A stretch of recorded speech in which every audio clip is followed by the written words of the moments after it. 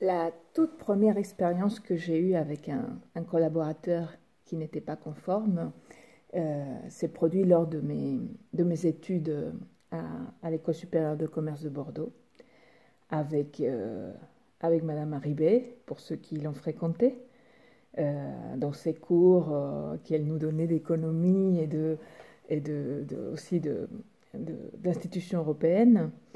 Nous avions constitué un groupe à plusieurs nationalités et c'était pour évoquer en particulier la décentralisation en France, concrètement. Paris est le désert français, en quelque sorte. Et il y avait un Britannique dans notre groupe qui avait le look britannique de l'époque, punk, et bon, très très discret, très dans son coin. Il venait à nos réunions, il s'intéressait au sujet, bon, il ne parlait pas un mot de français. Et il est venu tout simplement au moment de clôture du projet avec un dessin de couverture qui montrait la tour Eiffel et qui était tiré par les quatre bouts par la représentation de nous quatre qui constituons le groupe, et ça tirait vers les quatre coins de la France.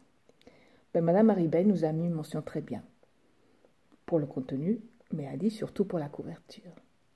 Donc c'est pour moi, c'est ça, un collaborateur non conforme, c'est celui qui donne aucun signe d'être conforme. D'ailleurs, on était plutôt dans l'inquiétude, il génère de l'inquiétude, de l'incertitude autour de lui, et il va vraiment apporter une différence essentielle. Alors, dans des exemples plus récents, aujourd'hui, c'est devenu presque une banalité, la non-conformité. Vous avez les nouvelles générations, ça débarque dans la réunion sans avoir rien préparé. Ça ne fait que reprendre, je pense essentiellement par exemple à des domaines marketing qui permettent un petit peu plus de créativité, de liberté que la finance peut-être.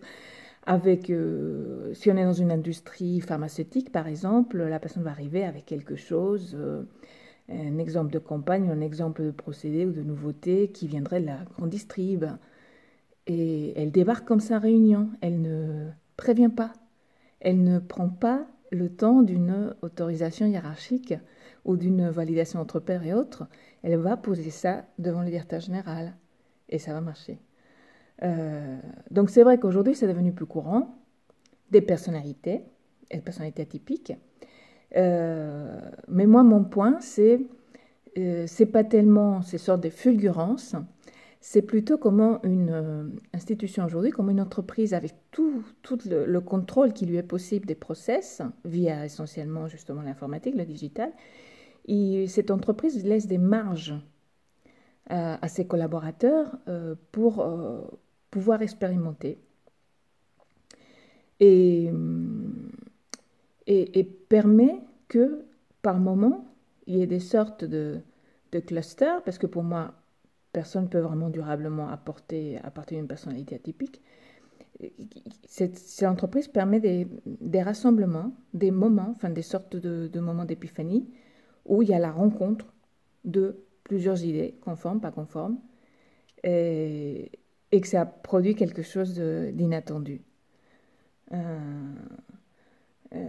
Je cite souvent donc l'ouvrage de Richard Sennett, enfin il a fait différents ouvrages, mais celui dans Together où il explique comment une fusée se construit sur la base de superposition, non seulement des tâches de fusée, mais d'erreurs humaines. L'erreur humaine a toujours été introduite dans la créativité humaine. Et c'est important de la permettre, et de ne pas tout valider, qualifier, puisque nous sommes dans l'activité économique en train d'agréger, de produire ensemble. Donc, ce qui compte, c'est cet assemblage qui se fait naturellement dans quelque chose qui n'est absolument pas réglé. Voilà, c'est ça pour moi, la non-conformité. Une sorte de conformer, ça veut dire former avec, ça serait une métamorphose, Et ça serait une forme méta, une forme qui n'est pas directement celle qu'on attendait, mais toute une autre forme inattendue et vivante, et c'est le papillon, c'est autre chose.